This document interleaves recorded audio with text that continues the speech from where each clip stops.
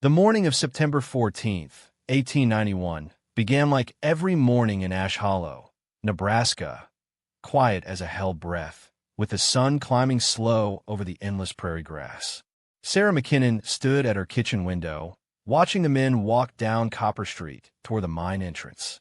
Their lunch pails caught the early light, glinting like small promises. Their boots made soft sounds on the dirt road, a rhythm she had learned by heart over 7 years of marriage. Thomas walked among them, his shoulders straight beneath his work shirt, his dark hair still damp from washing. He had kissed her forehead before leaving, the way he always did, his lips warm against her skin. She had tasted coffee on his breath and felt the roughness of his hands as they touched her cheek. These were the last real things she would know of him. The coffee, the warmth, the way he looked back once and smiled before disappearing around the bend. The Copper Hill Mine had fed Ash Hollow for 12 years, drawing men into its depths like some great hungry mouth. The town had grown around it, house by house, family by family, until nearly every soul depended on what the earth gave up from its dark belly. Sarah's own father had worked those tunnels before his lungs gave out. Her brother Michael descended each morning with the others, and her husband Thomas knew every tunnel, every support beam, every dangerous place where the rock grew thin. From her window at the post office on Main Street, Sarah watched the world with careful eyes. She knew the rhythm of her town when Mrs. Patterson would come for her pension letter, when a supply wagon would arrive from Omaha, when the children would walk to school with their books pressed against their chests.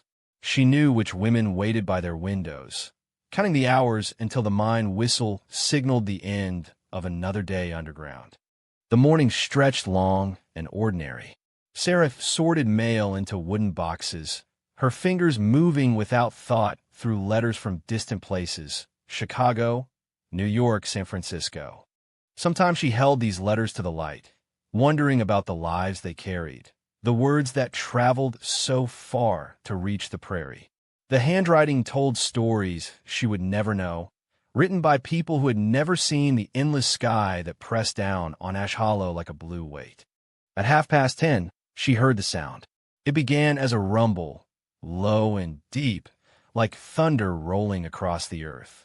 But the sky was clear, empty of clouds, and the sound came from below rather than above. The windows of the post office rattled in their frames.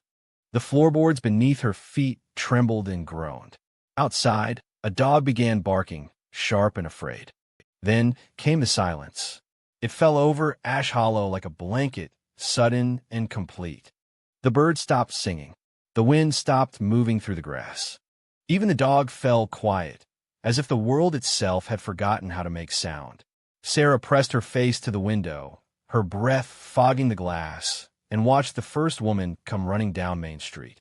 Mrs. Kowalski ran with her skirts bunched in her fists, her face white as winter, her mouth open in a scream that made no sound. Behind her came others, Mrs. Chun from the laundry, Mrs. Murphy with her baby still in her arms, old Mrs. Brennan leaning heavy on her walking stick, but moving faster than Sarah had ever seen her move. They all ran toward the mine. Sarah left the post office unlocked and followed, her heart beating against her ribs like a trapped bird. The crowd grew as she walked, women and children and old men joining the terrible parade toward Copper Hill. No one spoke. Their footsteps on the dry earth sounded like whispers, like prayers no one knew how to say. The mine entrance stood open like a wound in the hillside, but something was wrong. Where the wooden support beams should have been, Sarah saw only darkness. Where the rails should have carried the ore cars out into daylight, she saw only broken wood and twisted metal. The earth around the entrance had shifted, had fallen in on itself, leaving nothing but a black mouth that breathed no air. The women gathered at the edge of the collapse, their faces turned toward the darkness. Some called names, Joseph, Samuel, come up now, their voices swallowed by the hungry earth. Some wept without sound, tears cutting clean paths down their dust-covered cheeks. Some stood still as stones, staring into the place where their husbands and sons and fathers had simply stopped existing. Sarah found herself beside Mary Kowalski, whose husband Stan had worked the deepest tunnels.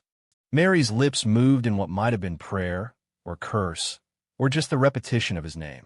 Her hands twisted in her apron, pulling and smoothing the fabric like worry beads. "They'll dig them out," Mary whispered, her voice thin as paper. "They'll find a way." But Sarah looked at the collapse and knew better. The earth had closed like a fist around the mine, sealing it tight as a grave. No shovel could move that much stone. No prayer could open what the ground had decided to keep. Men came from town with ropes and tools, their faces grim with purpose. They dug for 3 days, working in shifts, their backs bent under the September sun. The women brought them water and sandwiches wrapped in clean cloth. The children played quiet games in the shade, their laughter muted and strange. On the first day, they found pieces, a lunch pail crushed flat, a boot with no foot inside, a helmet with the lamp still attached. These broken things they laid out on a blanket like evidence of lives that had been. The women came to look, to search for something that belonged to their own, but the pieces told no stories. They were just fragments, scattered and meaningless. On the second day, they dug deeper and found nothing. The rock was too heavy, too stubborn. The earth gave up no more secrets. On the third day, they stopped trying. 117 men had descended into the Copper Hill mine on the morning of September 14th, 1891.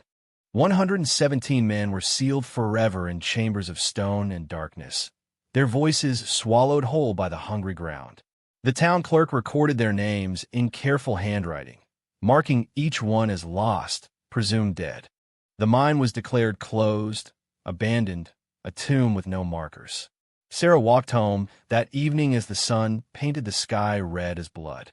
Her house felt too large, too empty, filled with the shapes of furniture that Thomas would never touch again. His coffee cup sat unwashed in the sink.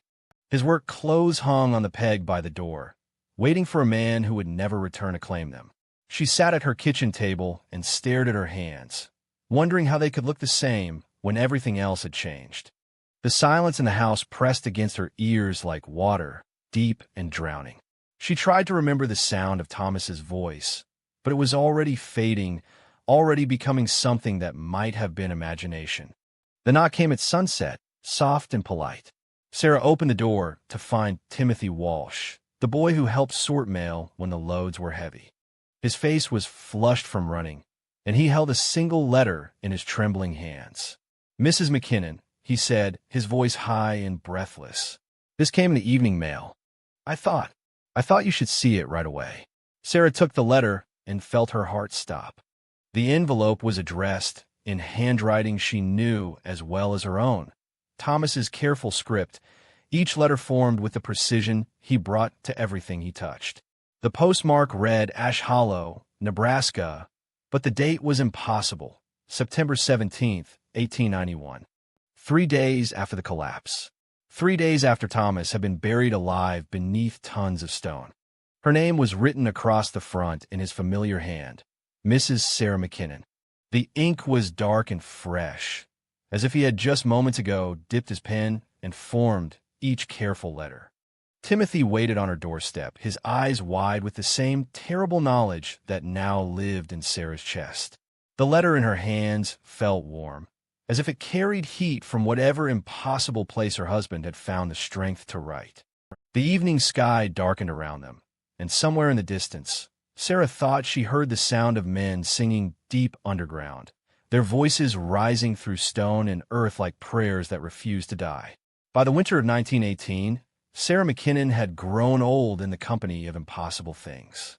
Her hair had turned white as fresh snow, her hands had learned the shape of arthritis, and her eyes had seen 27 years of letters that should never have existed. Each month, they arrived like clockwork, bearing the names of the buried dead in handwriting she knew better than her own prayers. The post office in Ash Hollow had become a shrine to the impossible. Behind Sarah's sorting desk, locked in a wooden cabinet, sat the mining contract from 1891, 117 signatures written by men who had walked into darkness and never emerged. She had saved them all, every careful mark of pen on paper, every loop and flourish that made each man's writing as individual as his face. When the first letters began arriving, Sarah had compared them with shaking hands. Thomas's signature on his contract matched the letters that came addressed to her.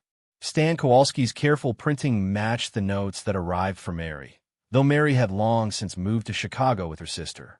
Michael Chin's flowing script was identical in the letters that came for his widow, though she had remarried and taken another name. The handwriting never changed. Not in 27 years. Not as the ink faded or the paper yellowed.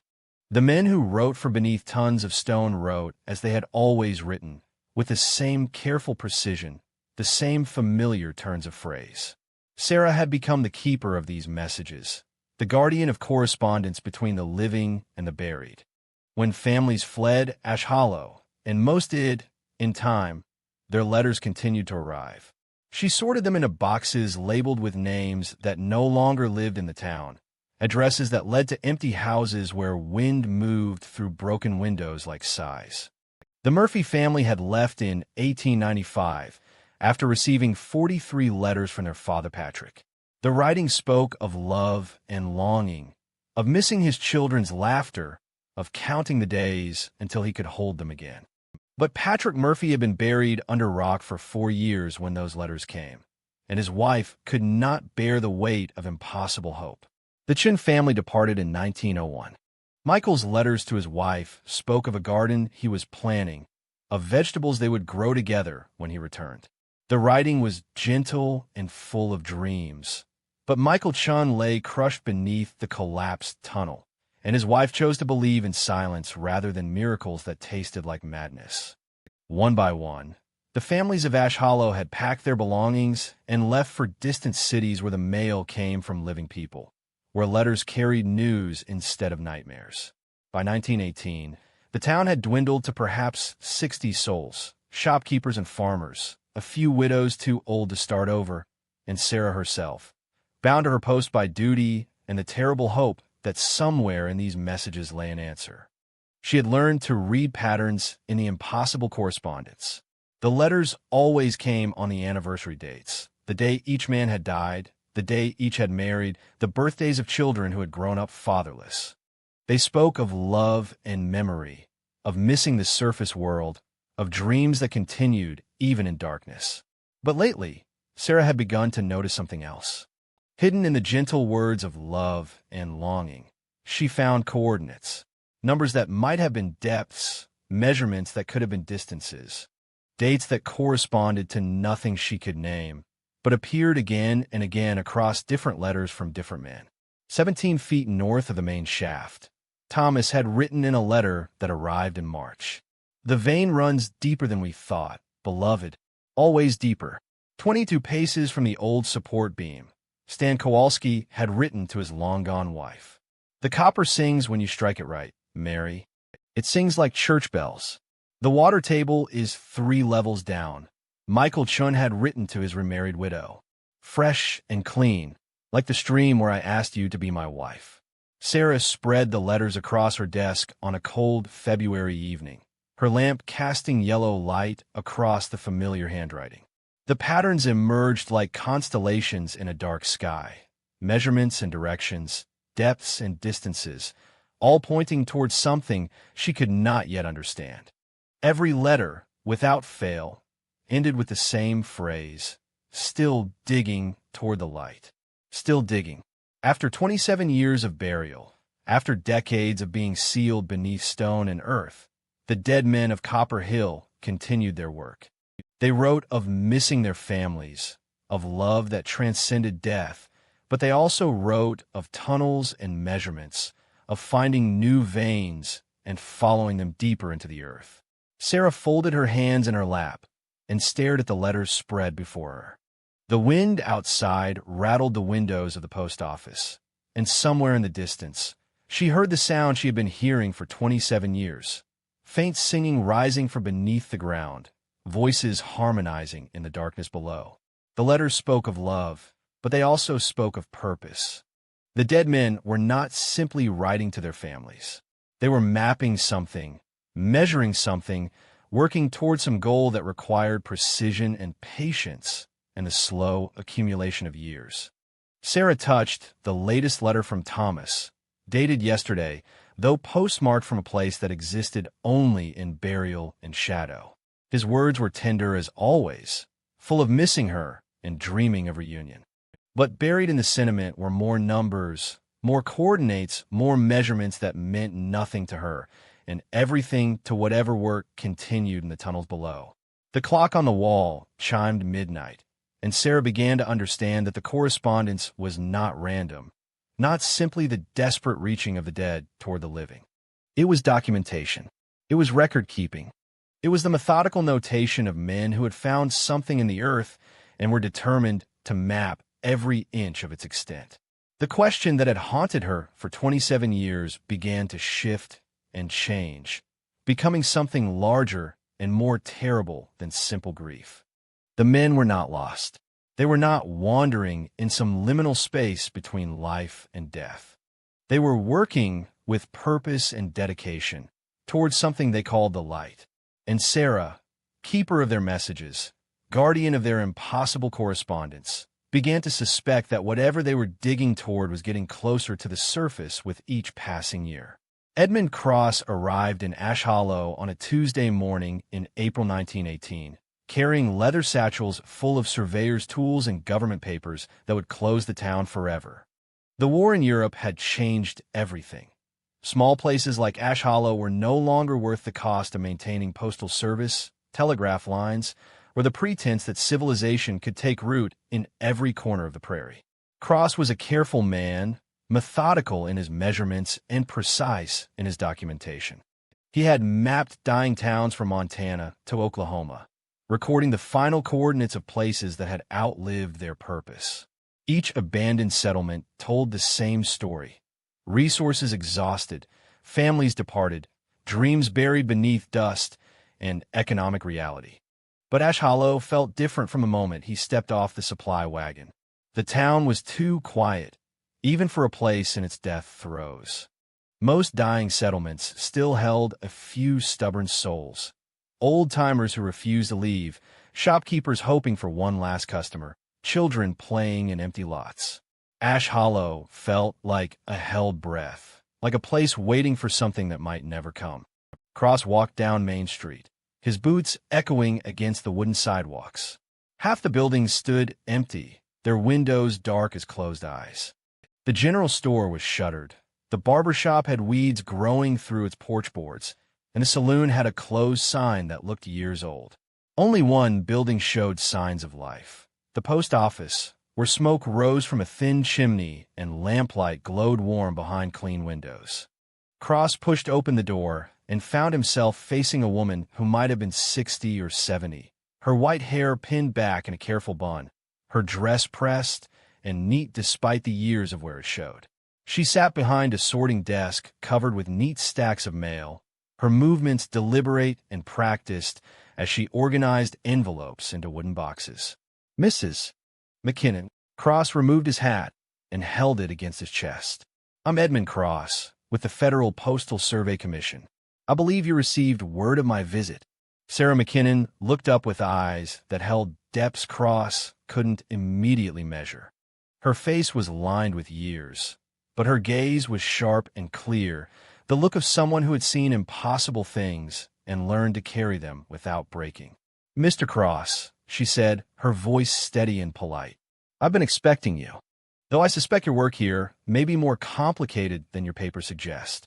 Cross set his satchels on the floor and pulled out a manila folder thick with official documents. "I'm afraid the decision has been made, ma'am. Ash Hollow will lose its postal designation at the end of this month. With fewer than 20 residents remaining, the government can no longer justify the expense." 23 residents, Sarah corrected gently. "Though I understand your count may be different depending on how you define residents." Cross consulted his notes. According to his records, the town's population had dwindled to perhaps 15 souls, a handful of elderly widows, a few farmers clinging to marginal land, and Mrs. McKinnon herself. "I'm sorry, but my census shows—" "Your census doesn't account for correspondence," Sarah interrupted, gesturing toward the stacks of mail that covered every surface of the post office. I still receive regular letters for 117 residents of Ash Hollow. They arrive monthly, sometimes weekly. Always properly addressed, always properly stamped. Cross looked more closely at the mail surrounding them. The letters were sorted with obsessive precision, organized by date and recipient. Some stacks reached nearly to the ceiling, decades of accumulated correspondence tied with ribbon and labeled in Sarah's careful handwriting. "Ma'am," Cross said gently, "if these are letters for residents who have moved away, they should be forwarded to their new addresses. If you don't have forwarding information, they haven't moved away, Mr. Cross." Sarah's voice carried a weight that made him pause. "They died on September 14th, 1891, when the Copper Hill mine collapsed. All 117 of them were buried alive beneath tons of rock and stone." Cross felt a chill that had nothing to do with the April morning. He had read about the mining disaster in his preliminary research, a tragic but not uncommon occurrence in the early days of Western mining. Such collapses were usually final, sealing the dead permanently in chambers of stone. "I'm sorry for your loss," he said carefully, "but surely these letters must be addressed to other people with the same names, or perhaps—" Sarah rose from her desk and walked to one of the tallest stacks of mail. She selected a letter from the top and handed it to Cross. "This arrived yesterday. It's addressed to Jeremiah Cross, who worked the north tunnels of Copper Hill Mine. He was buried with the others 27 years ago." Cross stared at the envelope in his hands. The name written across the front in careful script was indeed Jeremiah Cross, his grandfather's name, written in his grandfather's distinctive handwriting. Cross recognized the precise formation of each letter, the particular way his grandfather dotted his I's and crossed his T's.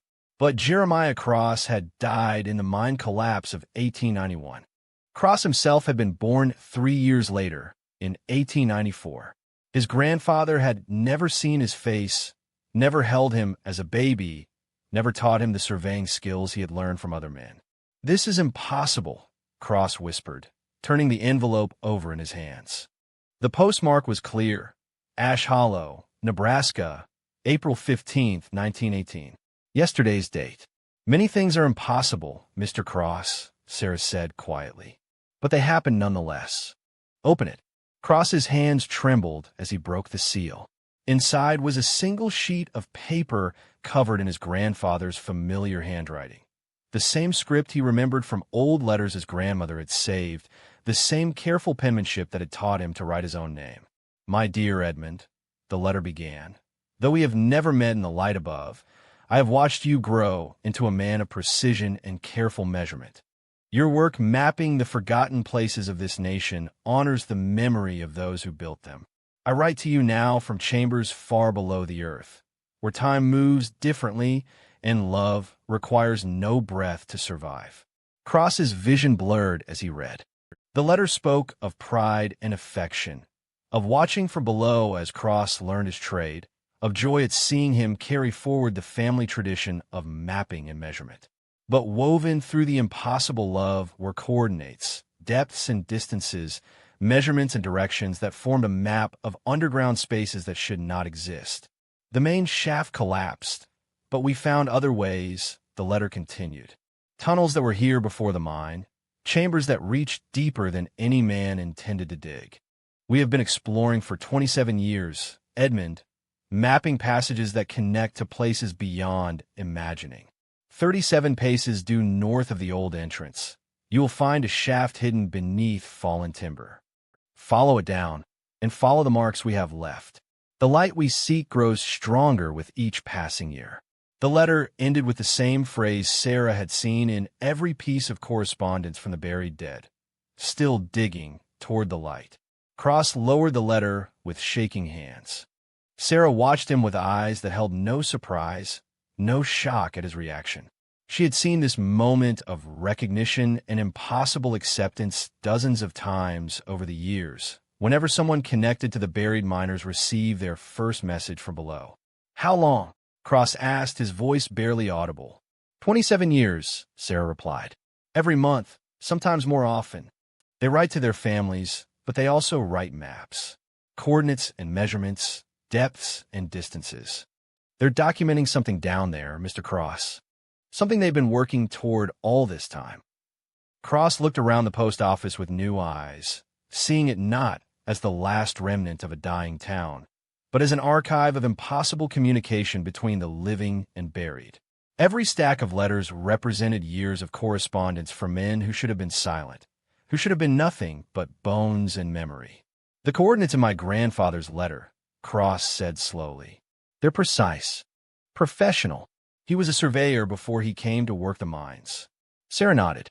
Many of the men had skills beyond mining. Engineers, surveyors, carpenters. They've been using those skills for 27 years, mapping whatever they found in the darkness below. Cross folded his grandfather's letter and slipped it into his coat pocket, next to his heart.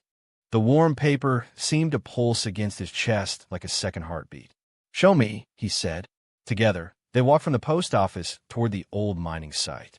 The April sun felt thin and distant, and the wind carried sounds that might have been singing, rising from deep beneath their feet. Cross carried his surveying tools, and Sarah carried a canvas bag filled with letters that contained decades of impossible maps. The collapsed entrance to Copper Hill Mine looked exactly as Cross remembered from photographs. A dark wound in the hillside, sealed with fallen stone and the weight of years. But 37 paces due north, hidden beneath timber that had fallen and rotted over nearly 3 decades, they found what the letters had promised. A shaft, narrow but deep, cut into the earth with precision that spoke of human hands and careful engineering. The wood that lined its walls was old but sound, and carved into the timbers were marks and measurements, coordinates and distances written in familiar handwriting. Cross knelt at the edge of the hidden shaft and lowered a weighted rope into the darkness. Still digging, still following whatever they found down there. Sarah stood beside him, her white hair moving in the wind that rose from the depths below. "The question, Mr. Cross, is whether you're brave enough to follow where their maps lead." And somewhere far beneath their feet, in chambers that existed beyond the reach of sunlight and official surveys, the sound of picks striking stone echoed through passages that had been carved with impossible patience toward whatever the buried dead called the light. The descent began at dawn on April 18th, 1918, with Sarah McKinnon's weathered hands gripping a rope ladder that disappeared into darkness deeper than any prayer could reach. Cross went first, his surveyor's lamp casting yellow light against stone walls carved smooth by tools and determination.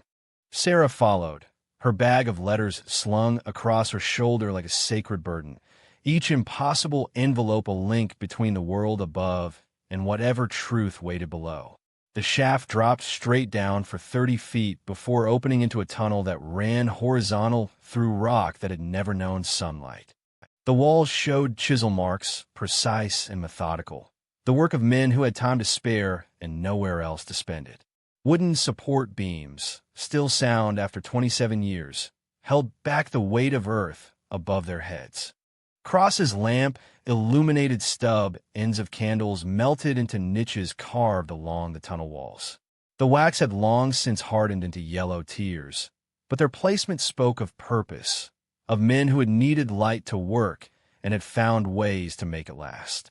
Between the candle stubs, arrows were carved deep into the stone, pointing deeper into the earth with the patience of men who knew others would follow. They had time, Cross whispered, his voice echoing strangely in the narrow space. The collapse didn't kill them right away. They had time to organize, to plan, to dig. Sarah ran her fingers along the carved arrows, feeling the precise cuts that spoke of her husband's surveyor training, of Stan Kowalski's carpenter skills, of Michael Chen's engineer mind. These were not desperate scratchings made by dying men. These were careful directions left by people who expected to be found. The tunnel branched and divided, splitting into passages that led in different directions through the earth. At each junction, more arrows pointed the way, and carved into the stone were initials: TM for Thomas McKinnon, SK for Stan Kowalski, MC for Michael Chun. The buried men had marked their work like artisans signing their craft. Cross consulted his compass and the coordinates from his grandfather's letter. "This way," he said, choosing a passage that led north and down, following measurements written in impossible ink by a man who had been dust for decades. The air grew warmer as they descended, carrying a faint current that spoke of openings somewhere far below. Sarah smelled water, clean and fresh, and something else. The lingering scent of wood smoke, old but not ancient, as if fires had burned in these tunnels long after the mine collapse had sealed the men away from sky. After an hour of walking through passages that should not have existed, they emerged into a chamber that took their breath away. The cavern stretched wide and high, its ceiling lost in shadows beyond the reach of Cross's lamp. But the walls told the story of 27 years spent in darkness, refusing to surrender to stone and burial. Carved shelves held tools organized with military precision. Tables made from planks and rocks supported books whose pages had been written by hand, recording everything from daily work schedules to detailed maps of tunnel systems that stretched far beyond the original mine. Along one wall, a makeshift chapel had been carved from living rock. Rough wooden pews faced a simple altar, and above it, carved deep into the stone, were the words, "Though I walk through the valley of the shadow of death, I will fear no evil, for thou art with me." But it was the other walls that made Sarah's heart break and soar at the same time. Every surface was covered with messages, letters to wives, notes to children, words of love and longing carved permanently into stone. The handwriting was the same she had been reading for 27 years, but here it was cut deep into rock, made permanent by men who had found ways to say goodbye that would last longer than flesh. "My beloved Mary," read one message in Stan Kowalski's careful print. "If you are reading this, then someone found our letters, found our work. We are not ghosts, not spirits reaching from beyond. We are men who refuse to die, who found water and air and ways to survive in the deep places. Time moves strangely here, like honey in winter. Days feel like years, years feel like days. We write letters and find ways to send them up through cracks in the stone, through fissures that lead to the surface. Each letter is a prayer that someone above remembers we lived." Cross moved his lamp across the walls, reading message after message, each one signed with familiar names, each one explaining the impossible truth that Sarah had guarded for nearly 3 decades. The men had not died in the collapse. They had been trapped, sealed away from the world above, but they had survived. The mine connected to older caves. Cross read from a message carved in his grandfather's precise script. Natural chambers that went deeper than any man intended to dig. "We found water, clean and cold. We found air that moved through passages we could never map completely. We found ways to live and ways to hope and ways to send our love up through cracks in the earth to the people we left behind." Sarah walked deeper into the chamber, her fingers trailing along the carved messages.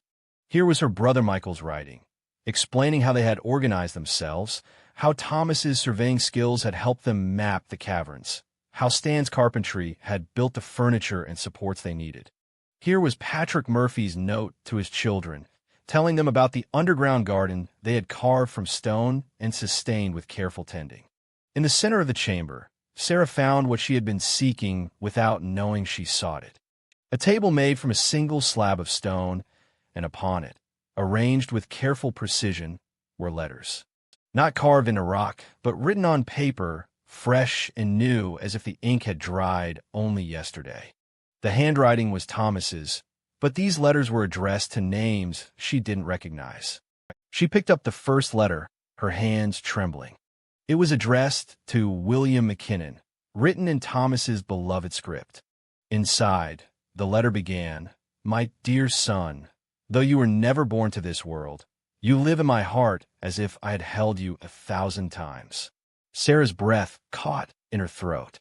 William had been the name they had chosen for the child they lost, the baby who came too early and lived only long enough to break their hearts. She had never told anyone that name, had never spoken it aloud after the tiny grave was sealed. Cross moved beside her, reading over her shoulder as Sarah opened letter after letter. Thomas had written to the son they never had, explaining the work he did in the deep places, describing the chambers they had carved and the community they had built. He wrote of love that transcended death, of hope that survived burial, of men who had learned to live in darkness while dreaming of light. Time is different here, Thomas wrote to their lost child. We have had years to think, to plan, to build something lasting in the deep places. We write letters to the ones we love above, and somehow, through grace or miracle or the simple power of love refusing to be silent, our words find their way to the surface. Your mother reads every letter, keeps every message. She has become the guardian of our voices, the keeper of our hope. Sarah sank to her knees beside the stone table, clutching the letters to her chest. For 27 years, she had believed the correspondence came from ghosts, from spirits reaching across death. But the truth was more terrible and more beautiful than any haunting. The men were alive, trapped in chambers far below the earth, surviving on underground water and whatever they could grow in darkness, but alive. They had spent nearly 3 decades carving out an existence in the deep places, building a community of the buried, finding ways to send their love up through cracks in the stone to the world that had given them up for dead. Cross stood among the carved messages, his lamp illuminating 27 years of careful documentation. Maps and measurements, work schedules and supply lists, all recorded by men who had refused to accept burial as their final word. They had organized, planned, survived, and created something extraordinary in the depths of the earth. "They're still here," Sarah whispered, her voice echoing in the stone chamber. "Somewhere deeper, in chambers we haven't found yet. They're still alive, still working, still trying to find their way home." Cross nodded, understanding dawning in his eyes like light breaking through darkness. "The letters stopped coming this month," he said. For the first time in 27 years, no new mail arrived for the buried miners. Sarah looked up from Thomas's letters, her heart suddenly racing. If the men were alive, if they had survived for nearly 3 decades in the deep places, then the silence meant something. The end of correspondence was not an end, but a beginning. "They're coming up," she said, the certainty settling into her bones like truth finding its proper place. After 27 years of digging toward the light, they're finally coming home. And from somewhere far below, echoing through passages carved with love and determination, came the sound Sarah had been hearing for 27 years. Not the singing of ghosts, but the voices of living men, growing stronger as they climbed toward the surface world they had never stopped trying to reach.